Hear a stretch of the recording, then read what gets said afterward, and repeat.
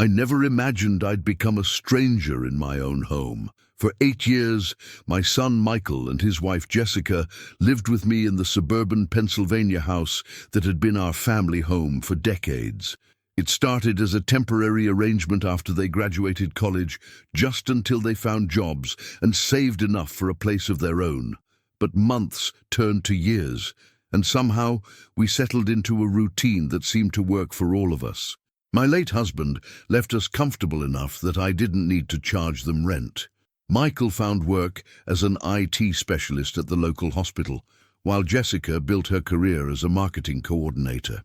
I enjoyed having them around, especially after losing Richard 5 years earlier. The house felt alive again with their presence, filled with evening conversations and weekend brunches. I'd grown to care for Jessica like a daughter, even if we weren't always on the same wavelength.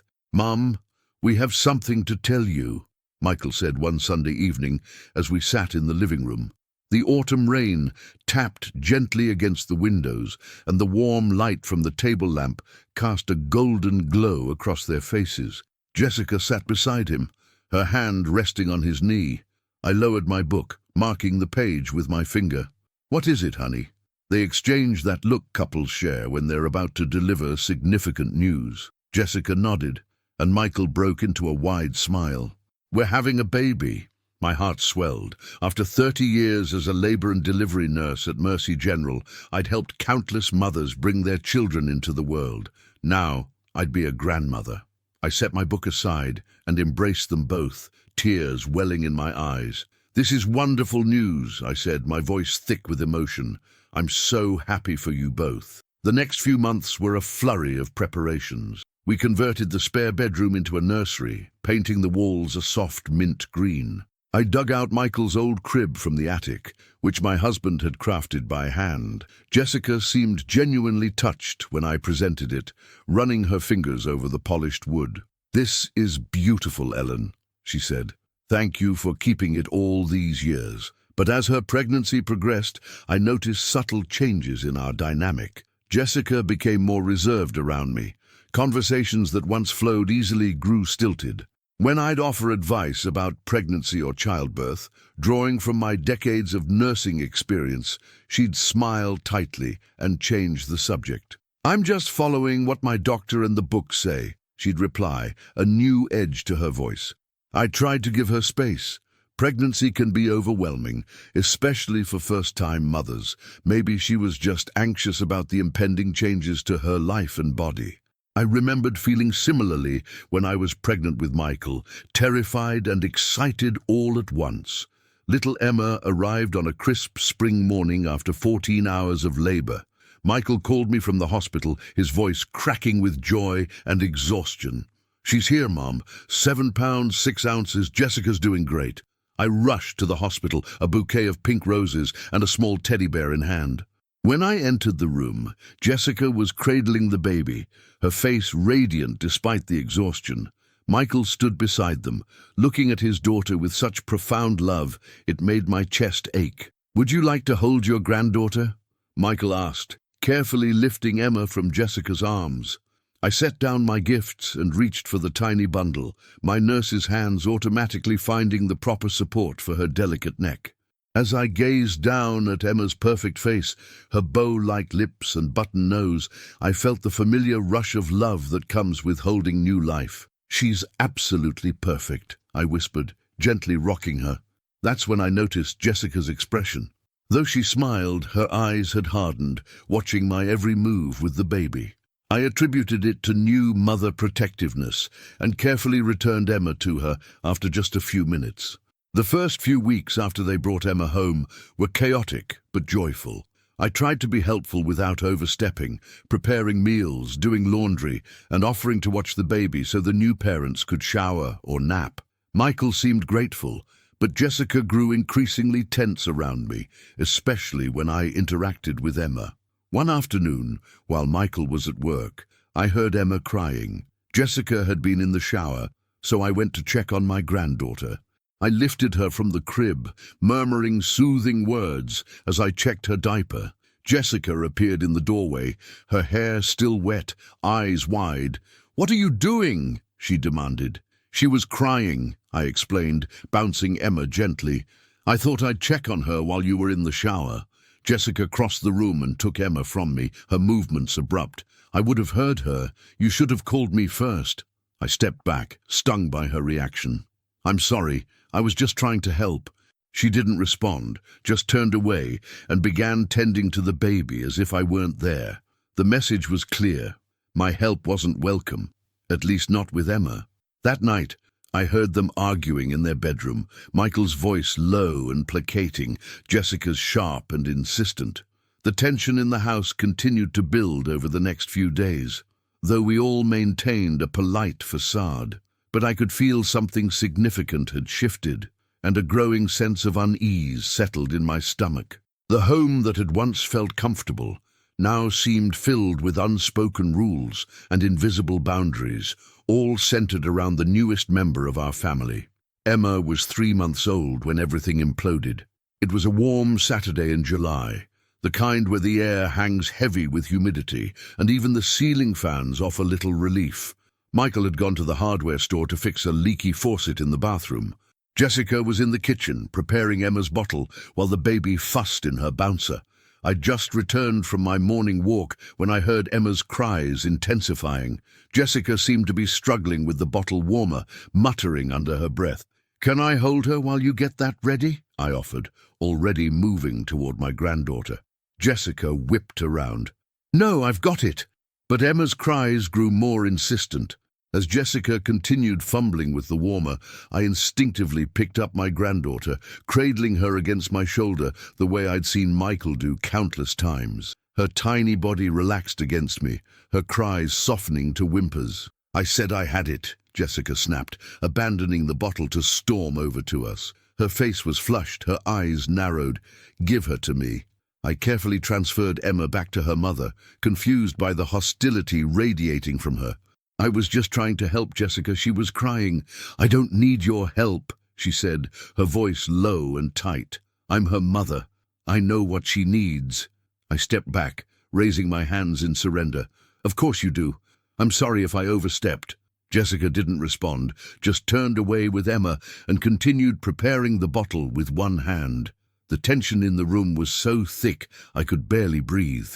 I retreated to the living room, giving her space, though my heart ached at the distance growing between us. Later that afternoon, Michael returned, arms loaded with supplies from the hardware store. He greeted me with a smile, then headed upstairs to Jessica and Emma. I stayed in my garden, tending to my summer tomatoes and trying to ignore the muffled voices coming from the open bedroom window above. Their conversation grew heated, fragments drifting down to me. "Has to stop." My mother, boundary issues, overreacting. That evening, Michael came to find me in the sunroom where I was reading. His face was drawn, worry lines creasing his forehead. He sat heavily in the wicker chair across from me. "Mum, we need to talk," he began, his voice strained. I marked my place in my book and set it aside. "What's on your mind, honey?" He sighed, running his hand through his hair, a gesture so like his father, it made my heart clench. She's struggling right now, with the baby, with the hormones, with everything. That's perfectly normal for new mothers," I said, leaning forward. "Postpartum is a challenging time. If she needs more help—" "That's not it, Mom," he interrupted. "She actually thinks there's too much help." I frowned, confused. "I don't understand." Michael looked down at his hands. "Jessica feels that you're overstepping with Emma, that you're taking over when she's trying to figure out how to be a mother." "But I'm just trying to help," I protested. "I was a labor and delivery nurse for 30 years. I've helped hundreds of new mothers." "That's part of the problem," he said gently. "Jessica feels like you're treating her like one of your patients instead of respecting her as Emma's mother." The accusation stung. "That's not true at all. I love that little girl, and I'm just trying to be a good grandmother." Michael's expression softened with sympathy. "I know, Mom, but Jessica has some specific requests moving forward." Something cold settled in my stomach. "What kind of requests?" He took a deep breath. "She'd like you to step back a bit with Emma, No picking her up without asking first. No offering advice unless she specifically asks for it. And he hesitated. And, I prompted, my voice barely above a whisper, she thinks it would be best if you didn't touch Emma for a while. Just until Jessica feels more secure in her role as a mother. The room seemed to tilt around me. She doesn't want me to touch my own granddaughter? Michael winced. Just for now. It's not forever. Does she realize this is my home? I asked, my voice rising despite my efforts to stay calm. That you've both been living here, rent-free, for 8 years? Mom? Michael's tone was warning. This isn't about the house. It's about respecting Jessica's boundaries as a mother. And what about my boundaries as a grandmother, as the owner of this house? The words tumbled out before I could stop them. Michael's face hardened. Are you saying we should move out? Because Jessica's already suggested that might be better. The thought of them leaving, of losing daily contact with Emma, sent panic coursing through me. No, of course not. I don't want that. Then please, try to understand. Jessica needs this. She's Emma's mother, and she has the final say in who touches her child and how. I sat in stunned silence, trying to process what was happening. My son, my sweet boy who I'd raised alone after Richard died, was telling me I couldn't touch my own granddaughter. The injustice of it burned in my chest. Will you at least talk to her? I pleaded. Make her understand I'm not trying to undermine her. I just love Emma. I've tried, Mom, but right now this is what she needs to feel comfortable. Can you please respect that? What choice did I have? I nodded slowly, though it felt like swallowing glass. If that's what she needs. Michael seemed relieved. Thank you. This won't be forever, I promise. But as days turned to weeks, Jessica's temporary boundary became our new normal. I'd watch from across the room as she fed Emma, bathed her, played with her.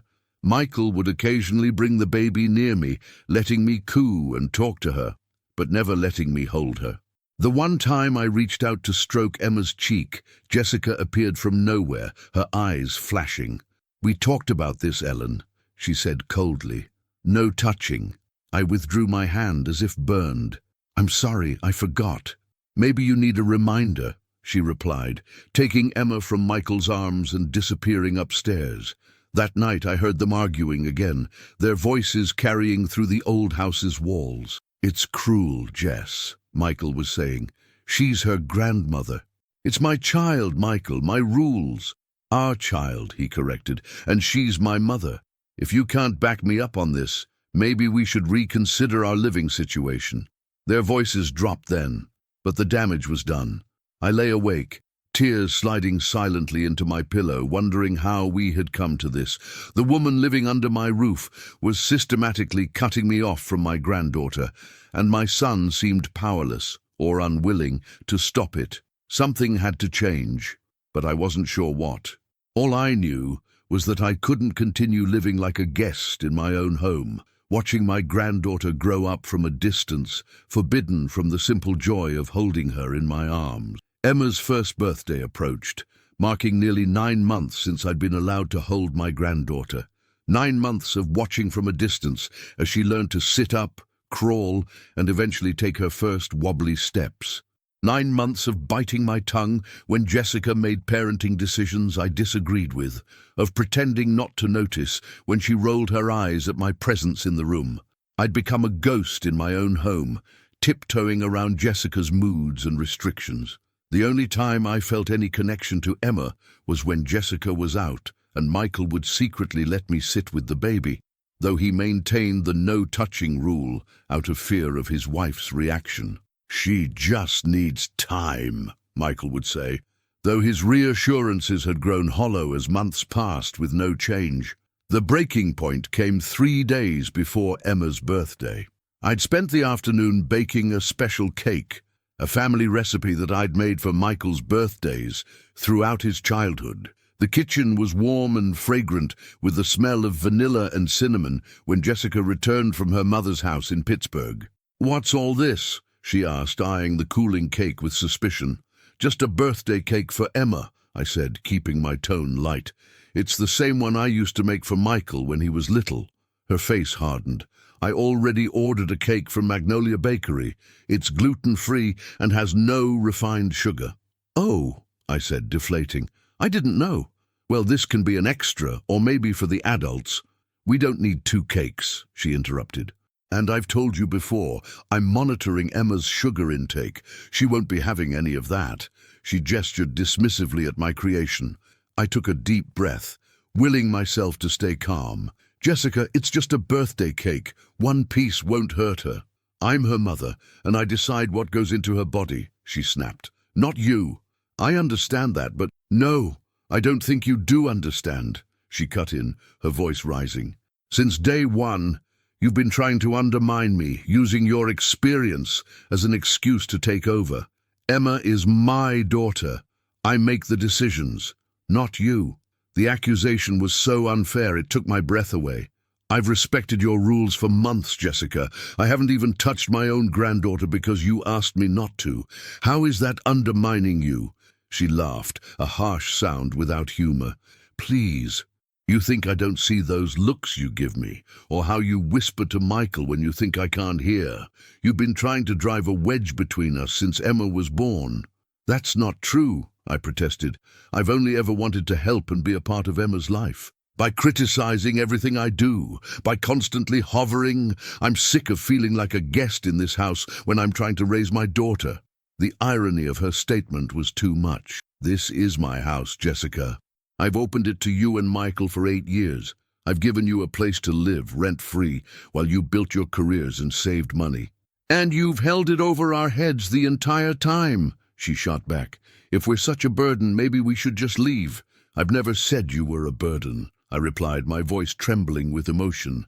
"I've loved having Michael here, and until recently I thought we had a good relationship too. And we did, until you couldn't respect my boundaries as a mother." I stared at her, suddenly seeing the situation with painful clarity. This wasn't about Emma or boundaries or my behavior. This was about control. Jessica couldn't control the fact that they lived in my house, that I had history and influence with Michael that predated her. The only thing she could control was my access to Emma, and she'd wielded that power mercilessly. "Jessica," I said quietly, "I need to ask you something, and I want an honest answer. Is there anything I could do, any way I could behave that would make you comfortable with me being a normal grandmother to Emma? One who can hold her, babysit her occasionally, be part of her life?" Something flickered in her eyes, uncertainty perhaps, or the recognition that I'd seen through her. "Maybe if you could just respect my authority as her mother and stop questioning my decisions." "I've done that for 9 months, I pointed out, "and yet nothing has changed." She looked away, saying nothing, which was answer enough. "I think," I said carefully, "that we need to reconsider our living arrangements." Her head snapped up. "Are you kicking us out?" "No, but I am suggesting that it might be healthier for everyone if you and Michael found your own place. You've both got good jobs now. You've had 8 years to save. Perhaps it's time." "You are kicking us out," she accused, her voice rising. "I'm proposing that adults who want full autonomy should have their own home," I corrected gently, "where you make all the rules, and I visit as an invited guest." The back door opened, and Michael walked in, stopping short when he felt the tension in the room. "What's going on?" "Your mother is throwing us out," Jessica said immediately. "That's not what I said," I countered, turning to my son. "Michael, I think it's time you and Jessica found your own place. You're both successful professionals now. Emma's getting bigger, and you need your own space." Michael looked between us, his expression troubled. "Mom, if this is about the rules with Emma—" "It's about more than that," I interrupted. "It's about respect. This is my home, and for the past year I've been made to feel unwelcome in it. I've followed Jessica's rules. I haven't touched my granddaughter. I've walked on eggshells. And nothing has improved." "We can work on it," he offered, but his voice lacked conviction. "We've been trying to work on it for months," I said gently. "It's not getting better, and I think we all need some space from each other." Jessica grabbed Michael's arm. "Fine. If she wants us gone, we'll go. My mother has been offering to let us stay while we house hunt anyway." Michael looked pained. "Jess, wait." "No, she's right," I said, surprising them both. "This isn't healthy for any of us. Not for you two. Certainly not for Emma, and not for me. I think some distance will help us all gain perspective." The next few days were tense as Michael and Jessica packed their essentials. They would stay with her mother while looking for a place of their own. I helped where I allowed, mostly with Michael's things while Jessica was out. "I'm sorry it's come to this, Mom," Michael said as we packed his books. "I never wanted to hurt you." "I know, honey," I replied, squeezing his hand. "But this is for the best. You need your own family space, and I need to not feel like a prisoner in my own home." "We'll figure this out," he promised. "Once we're settled, we'll work on getting things back to normal. Jessica will come around." I smiled, not wanting to discourage him, though I had my doubts. "I hope so." On moving day, I stood in the driveway as they loaded the last of their things into Michael's SUV. Emma was strapped into her car seat, babbling happily, oblivious to the tension around her. Just before they left, Michael brought her over to me. "Say bye-bye to Grandma," he encouraged. Emma looked at me with her bright blue eyes, Richard's eyes, and waved her chubby hand. "Bubba," she said. Jessica watched from the car, her expression unreadable. "Goodbye, sweet girl," I said, my voice thick with unshed tears. "Grandma loves you very much."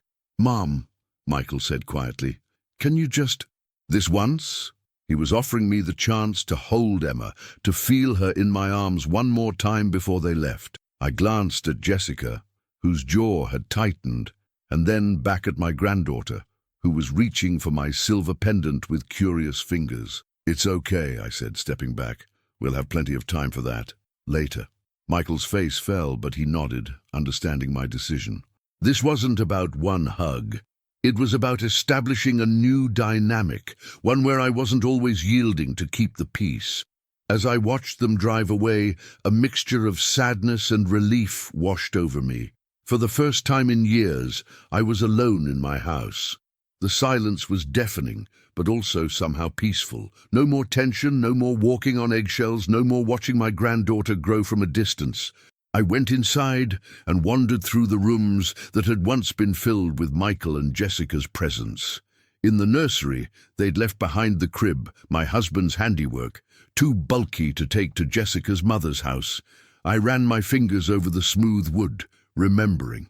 That evening, as I sat on my back porch watching the sunset, my phone buzzed with a text from Michael. "Settled in at Diane's. We'll call tomorrow. Love you, Mom." No mention of when I might see Emma again. No promises about working things out with Jessica, but it was a start. I texted back, "Love you too. Doors always open for a visit. All of you." Setting my phone aside, I took a deep breath of the summer evening air. For the first time in months, I felt like myself again. Not just a shadow trying to avoid giving offense. My house was my own, and while the absence of my son and granddaughter ached like a physical wound, I knew I'd made the right decision.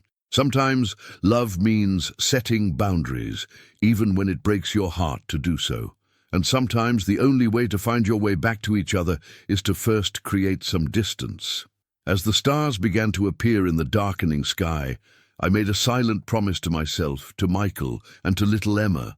This wasn't an ending, it was a reset, a chance for all of us to build a healthier relationship, one based on mutual respect rather than power struggles and resentment.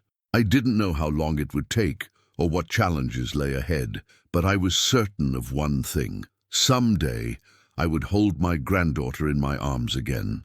And when that day came, it wouldn't be stolen time or a secret moment. It would be with everyone's blessing the way it always should have been.